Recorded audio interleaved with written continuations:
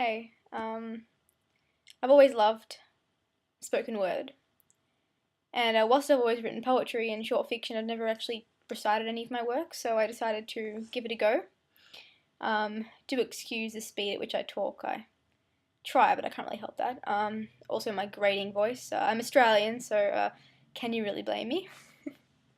Here we go.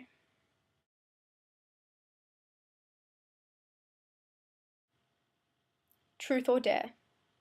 You were 10 years old, at a friend's birthday party. The Coke bottle whirring, landing on you.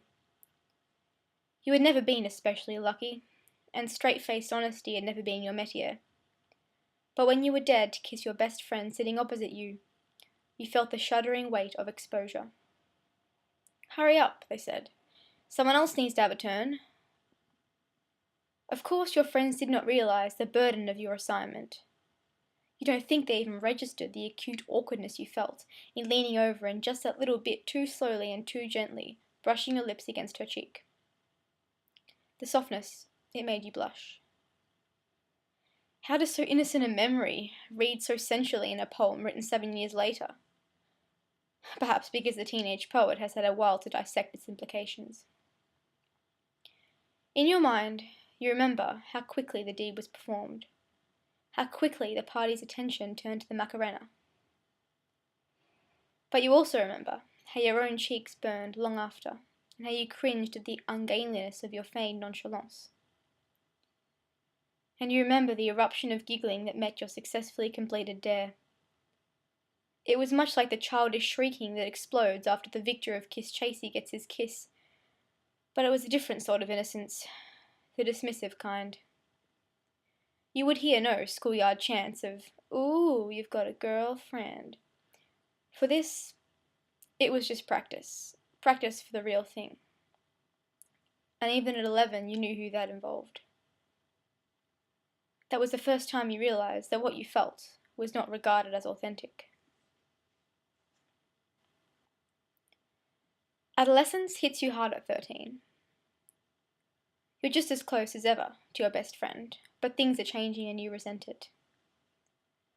No longer is running around shirtless something to be done with reckless abandon.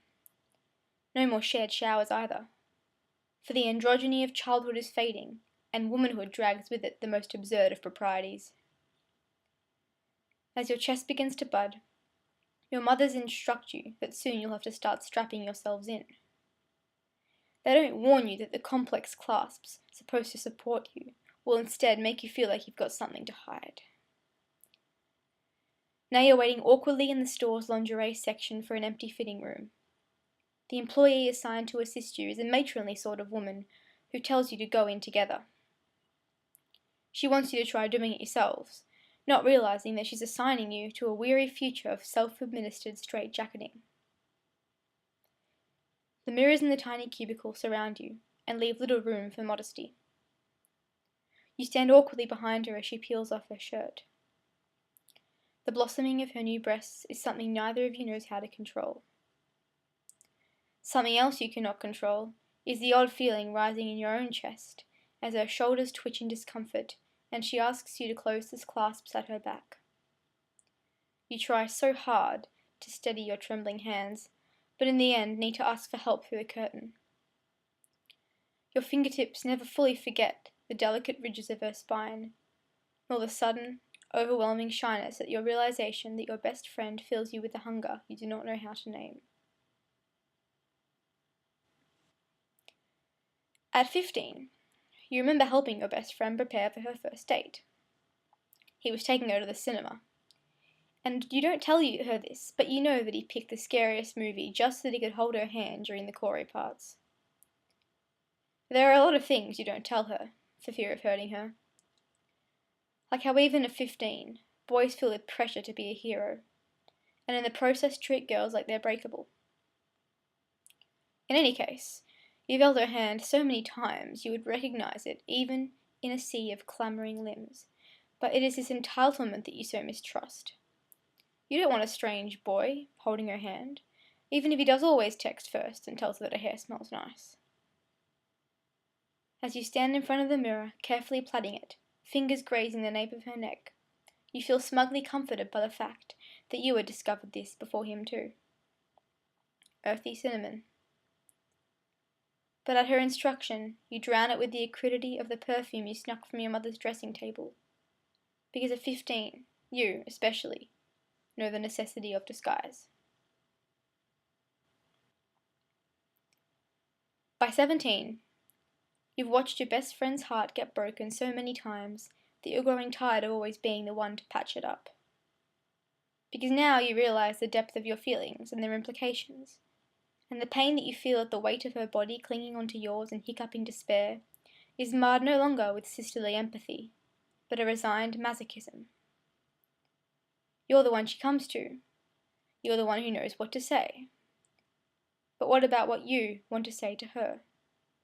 Now that remains a necessary secret, filed away for a more convenient time that never seems to present itself. Because would she still sob so freely into your lap if she knew the fire that grew between those self-same thighs upon the thought of her laughing? She cries that all boys are the same, and as you stroke her hair through gritted teeth, you make yourself say no.